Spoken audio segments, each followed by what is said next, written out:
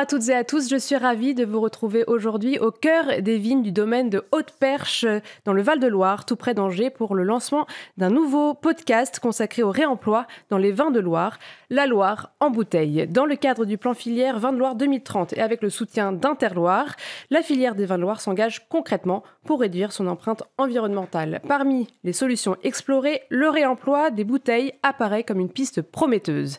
Mais alors, comment mettre en place ce dispositif à grande échelle? Comment mobiliser toute la filière, du producteur au consommateur? Quels sont les enjeux, les freins, les leviers d'action? Autant de questions auxquelles nous allons répondre dans ce premier épisode, aux côtés de 3 invités qui partageront leur expérience, leur vision de ce changement en marche. Je rappelle que l'abus d'alcool est dangereux pour la santé. C'est parti pour la Loire en bouteille. Autour de moi, 3 invités pour mettre en perspective le réemploi dans la filière viticole avec un regard terrain ancré dans les vins de Loire. Anne-Laure Desmaris, vous êtes régisseuse au domaine de Haute-Perche et vous nous accueillez. Merci beaucoup d'être avec nous. Bonjour, avec plaisir. Mehdi Besbès, vous êtes responsable marché vin et spiritueux chez Adelph. Vous êtes aussi agronoble et œnologue. Merci d'être avec nous. Merci Sybille, merci pour l'invitation. Et Sophie Talbot, directrice générale d'Interloire. Merci d'être avec nous. Bonjour, merci de nous recevoir. Mehdi, je vais me tourner vers vous en premier. Effectivement, quand on pense verre, je pense que nos auditeurs pensent facilement à recyclage, à une matière qui se recycle. Mais quelle est la différence véritable entre recyclage et réemploi? Et j'imagine la différence d'impact environnemental entre ces deux solutions. Merci Sybille pour la question. Alors effectivement, réemploi, recyclage, ce sont 2 procédés différents qui ne s'opposent absolument pas. Ils sont complètement complémentaires. Le recyclage, à savoir, c'est un procédé qui a vu le jour dans les années 70, puisqu'on trie le verre et on le recycle depuis 1974. Et ça a été développé davantage grâce à la responsabilité élargie des producteurs depuis 1992. D'accord. 91 où ça a été retranscrit dans le Code de l'environnement et 92 la date de la création de notre maison mère Citeo. Et nous avons vocation justement d'aider, d'accompagner les metteurs en marché à se mettre en conformité vis-à-vis de cette responsabilité. Le recyclage, concrètement, c'est quoi exactement? Comment ça s'organise? Il s'agit de collecter, trier les déchets d'emballage ménagers pour les recycler. C'est en fait venir donner une seconde vie aux matériaux d'emballage. À l'opposé, le réemploi, c'est venir connecter toujours les emballages pour leur donner une seconde vie. C'est-à-dire qu'on va passer d'un emballage à usage unique à un emballage qu'on va utiliser un certain nombre de fois avant de le recycler. Et c'est là toute la différence. Oui. Et donc là, c'est pour ça que je dis que c'est 2 procédés qui sont complémentaires. L'un va prolonger la vie de l'emballage et le deuxième va venir donner une seconde vie à la matière qui est le verre. En termes d'impact environnemental, très intéressant de voir que déjà le recyclage en soi, puisque ça a été bien développé aujourd'hui, on a des taux de recyclage du verre qui sont très importants. Oui, c'est un geste qui est connu maintenant. Chaque habitant a cette gestuelle qui est de mettre son verre dans la poubelle adaptée, quoi. Exactement, c'est un geste qui est bien ancré dans l'esprit des consommateurs français. On atteint des taux de recyclage du verre qui sont très élevés, 86% en France. Ça veut dire qu'on a depuis 30 ans fait énormément d'efforts qui ont conclu.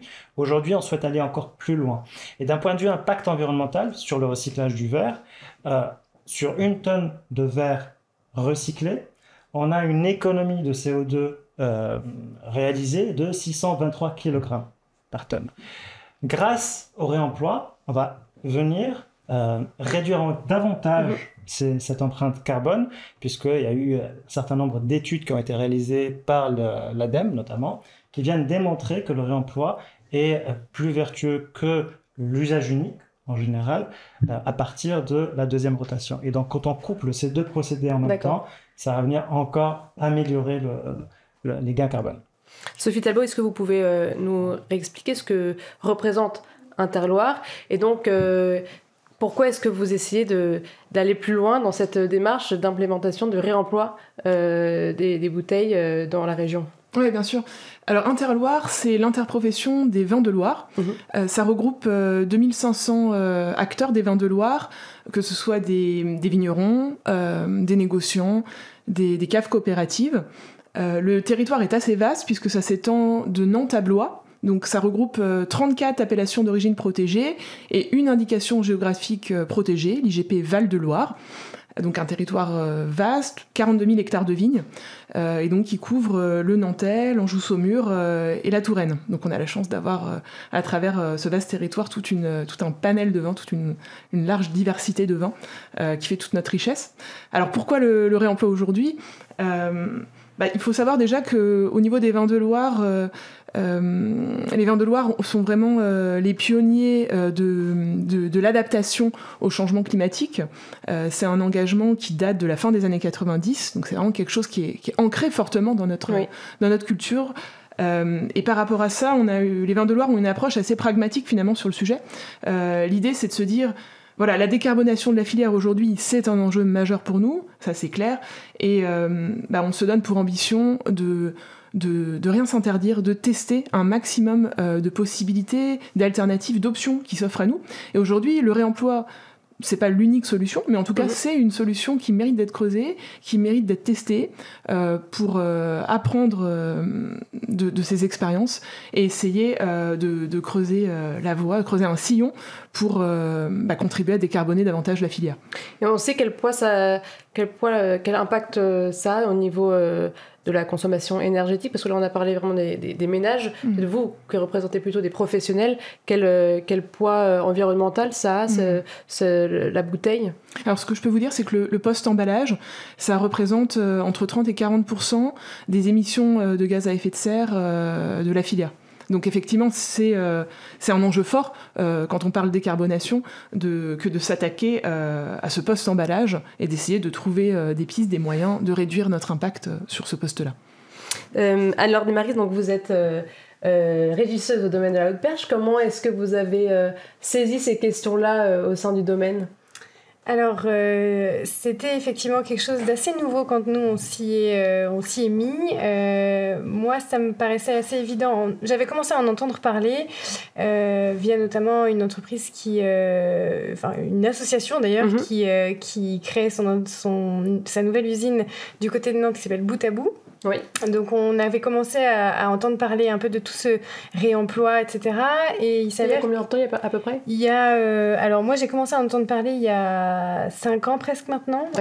Donc on s'intéressait un peu à la question. Et il s'avère qu'ici à Haute-Perche, on a commencé à réfléchir à une nouvelle identité du domaine parce que c'est un domaine qui a été repris en 2019. Et puis voilà, on a fait pas mal de travaux ici. On a travaillé beaucoup sur une restructuration du vignoble. Et puis la dernière étape, c'était l'étape marketing, si je puis dire, de repenser une identité pour le domaine. Et quitte à repenser une identité, quitte à repenser des visuels, des étiquettes, etc., on s'est dit c'est peut-être le moment de se lancer et d'adapter finalement tous nos contenants et nos emballages à du réemploi. Donc ça a commencé comme ça en 2023 et donc aujourd'hui ça fait 2 ans et demi, je dirais, qu'on est 2 ans qu'on est vraiment en état de marche pour le réemploi. D'accord, donc tu as eu 3 ans de vraie analyse, etc. Ouais. Qu'est-ce que ça a eu comme impact ? Vous avez parlé d'emballage, etc. Donc qu'est-ce qu'il a fallu changer comme réflexe, comme machine, comme... Alors on a dû adapter les étiquettes, on a dû adapter ce qu'on appelle le surbouchage, donc les capsules qu'on a complètement arrêtées du coup. On a repensé pas mal de... Enfin en fait toutes les matières premières qui constituent l'emballage d'une bouteille de vin. Donc on a travaillé avec des colles hydrosolubles qui sont le moyen en fait pour pouvoir enlever l'étiquette facilement lors de lavage. On a adapté nos contenants, donc nos bouteilles directement, pour qu'elles soient adaptées justement à ce circuit de réemploi et faire partie d'un projet global avec tous les vignerons qui s'engagent de la filière, les vignerons et acteurs, différents acteurs de la filière. Mais je dirais que le plus gros travail a été de former nos consommateurs qui étaient habitués à mettre directement leur bouteille en verre dans le conteneur à verre et donc ça a été le plus gros changement et le plus gros point, je pense, de changement dans nos process. On va revenir un peu plus tard après sur tous les freins que vous avez eu pour mettre ça en place. Est-ce que Sophie, cette question est saisie par la plupart des acteurs de la région ? Comment est-ce que ça prend ? Je pense que effectivement il y a quelque chose qui est partagé de manière générale au niveau des vins de Loire, c'est vraiment cet ADN de défricheur. Donc chacun essaye à sa façon d'avancer sur ces sujets-là. Le réemploi, nous on a eu envie de se saisir de ce sujet parce que l'envie était présente parmi les opérateurs qu'on représente, ça c'est clair.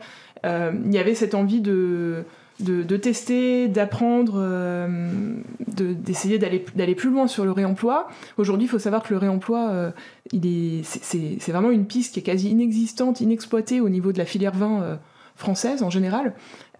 Et donc du côté des vins de Loire, on a eu envie de prendre part au jeu, finalement d'apporter justement aussi notre culture d'expérimentateur et notre envie de tester des choses, d'être pionnier, tout cet ADN de pionnier. Et donc c'est un peu naturellement aussi qu'on s'est saisi de l'appel à projet Encore plus de réemploi, qui a été lancé par Adelphes et Citeo en 2024. Le temps était très très court, on a eu à peu près un mois pour se retourner, en plus sur le mois d'octobre, donc c'est la période vendange qui est compliquée dans le cycle de vie d'un domaine ou d'un négoce ou d'une cave coopérative. Mais malgré tout, on a quand même poussé le message largement à l'ensemble de nos opérateurs. Et on est très satisfait parce que dans un temps réduit et un temps contraint qui est très dense dans la vie de nos acteurs, on a aujourd'hui un consortium de 10 acteurs très variés, puisque donc on a le domaine de Haute-Perche en exemple de la présence de domaines effectivement dans ce consortium, mais on a aussi des maisons de négoce, on a aussi des caves coopératives, donc ça apporte beaucoup de richesse, cette diversité d'acteurs. On a aussi une grande diversité en termes de maturité sur le sujet du réemploi. Certains ont déjà une expérience, d'autres démarrent totalement, donc ça c'est intéressant aussi. Et puis on a aussi une diversité en termes de circuits de distribution qui sont adressés. Certains travaillent en vente directe, donc au caveau, d'autres travaillent avec la grande distribution, d'autres travaillent avec les cafés, hôtels, restaurants, les grossistes. Donc ça c'est très riche aussi. Chacun va venir vraiment tester différentes choses dans l'univers du réemploi. Et on a tous beaucoup à apprendre, que ce soit nous, la filière vin, mais aussi tous les acteurs de la boucle. Je pense aux opérateurs de lavage, je pense aussi à nos clients, les distributeurs. Eux aussi, il faut arriver à les embarquer. Et puis bien sûr, le consommateur. C'est ce qu'on évoquait juste avant. Qui doit aussi l'appel à projet en soi, je ne sais pas si vous ou Mehdi voulez répondre. Qu'est-ce que c'était la demande? Qu'est-ce qu'il y avait vraiment? Moi, ce que j'ai trouvé intéressant dans la démarche, peut-être que Mehdi pourra compléter après, mais c'est de pouvoir permettre à tout professionnel de la filière vin qui souhaitait s'engager, et pas que la filière vin d'ailleurs, mais en tout cas de pouvoir bénéficier d'un accompagnement par Adelphes Citeo pour mener à bien son projet de réemploi, mais que ce soit à titre individuel ou à titre collectif. D'accord. Et là, c'est l'originalité. On en est assez fiers. Au niveau des vins de Loire, on est la seule et unique région viticole à avoir pris la décision de monter un consortium au niveau des vins de Loire. Et je pense que ça traduit aussi notre sens du collectif, qui est vraiment une valeur forte au niveau des vins de Loire. Et ça apporte énormément de richesse. C'est ce que j'expliquais, parce que la diversité, c'est vraiment aussi une de nos spécificités. Et je pense que là, elle trouve toute son expression, en tout cas. Et puis surtout, on va tous arriver à en tirer profit. Ouais. Pour nous, les vins de Loire, mais aussi pour la filière vin au national. Et ça, c'est intéressant, c'est important. Et puis au-delà, je l'espère, pour le réemploi, même en France de manière générale, parce que c'est important que toutes les filières aussi prennent part au réemploi pour que vraiment, vision consommateur, le consommateur soit acculturé au réemploi. Mehdi, vous voulez réagir du coup sur ça? Enfin, j'imagine que c'est vraiment une manière très concrète pour vous d'accompagner tous les acteurs, cette filière, dans ce changement environnemental.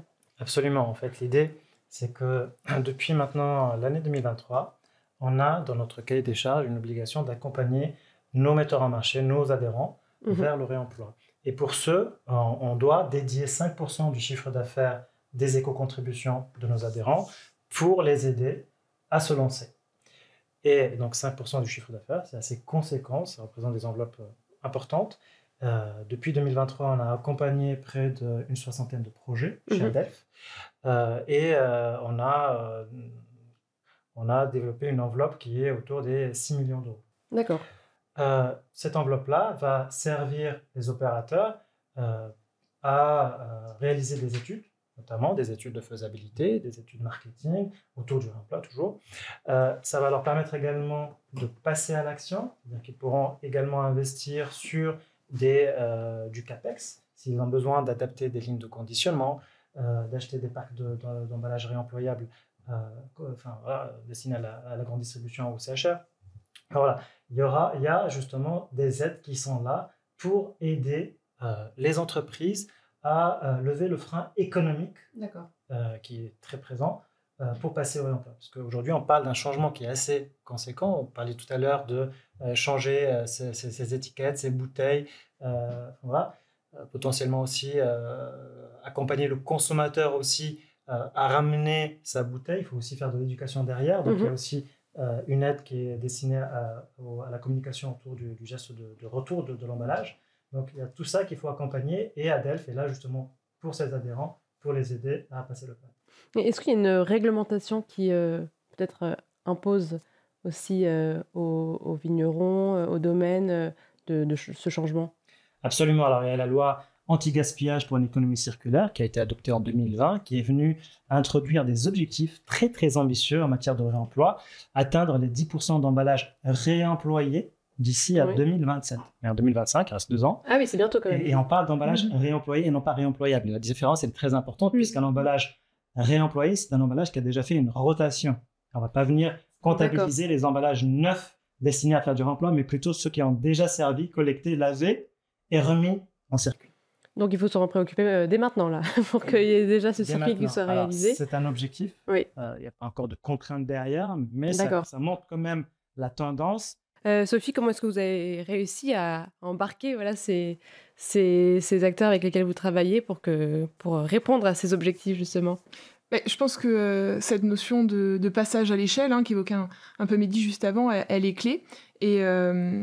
Et du côté des vins de Loire, on est tous conscients que l'union fait la force. Ouais. Et donc, finalement, aussi, ce qui nous a séduit et ce qui a séduit, je pense, les membres du consortium qui sont réunis, c'est l'originalité dans la démarche de l'appel à projet ADELF-Citeo, d'avoir une sorte de prime au collectif. Et ça, je trouve que c'est un joli message. C'est-à-dire que si on parle très concrètement d'un point de vue aide, donc aide financière apportée au consortium et aux individus, on bénéficie en fait en tant qu'individu, si on souhaite déposer son dossier de réemploi à titre individuel de 50% de subvention, alors que en se réunissant au niveau d'un consortium et en bénéficiant du parcours accompagnement ADELF-Citeo qui est renforcé, alors on bénéficie de 70%. Donc voilà, c'est pas le critère financier qui a motivé le consortium, mais par contre, je trouve que ça révèle bien l'état d'esprit du consortium. C'est vraiment mettre à profit les atouts, les différences de chacun au profit des vins de Loire et au-delà de la filière vin au national, parce que j'espère bien que ça va faire boule de neige et qu'on va entraîner le reste de la filière dans notre sillon.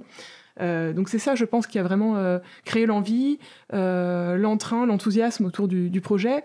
Et voilà, après on a communiqué largement l'information à tous nos opérateurs. Et encore une fois, je salue leur engagement et je les remercie de s'être mobilisés parce que c'est vrai que c'était une période compliquée.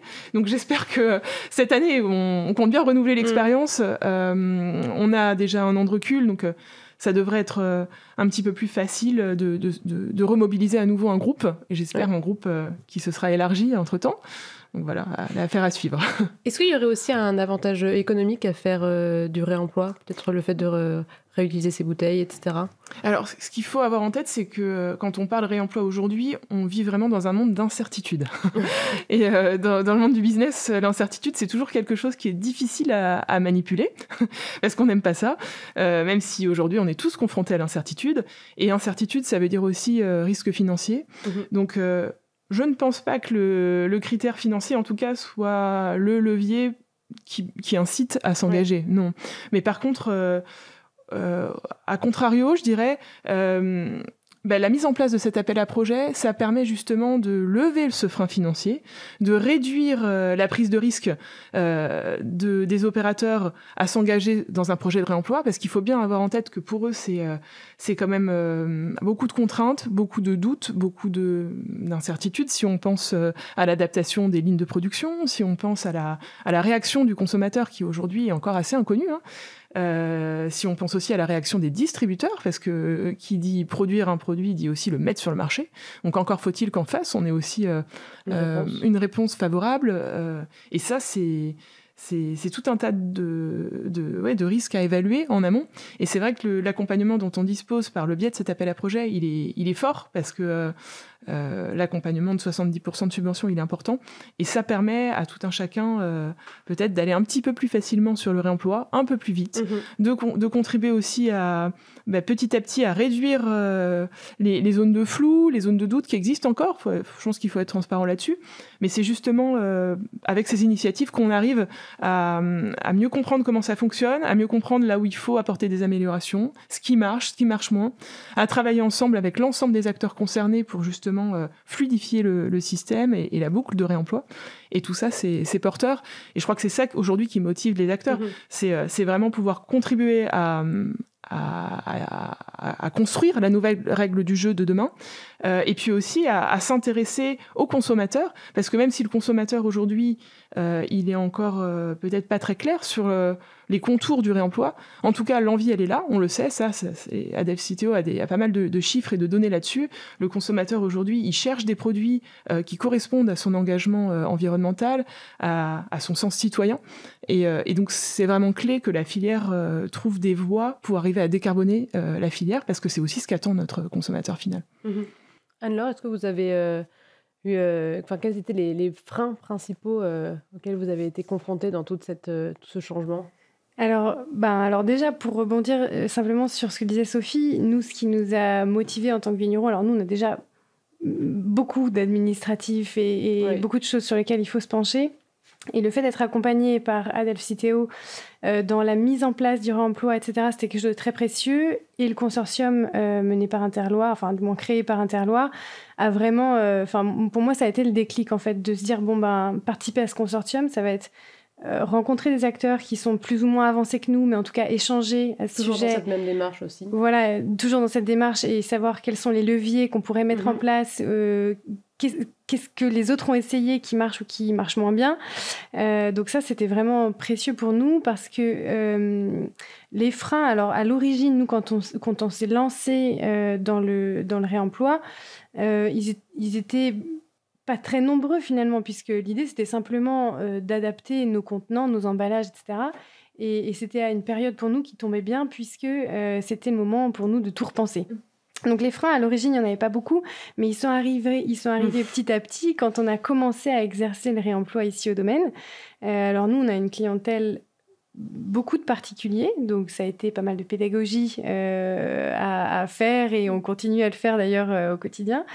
Et puis effectivement, après, les premiers freins qu'on a rencontrés, c'est quand on a commencé à mettre sur le marché nos bouteilles réemployables. C'est-à-dire que quand on va voir... Alors nous, on travaille pas beaucoup, voire pas du tout même avec la grande distribution, mais on travaille beaucoup avec des cavistes et des restaurateurs pour qui le principal problème, le principal enjeu, c'est le manque de place.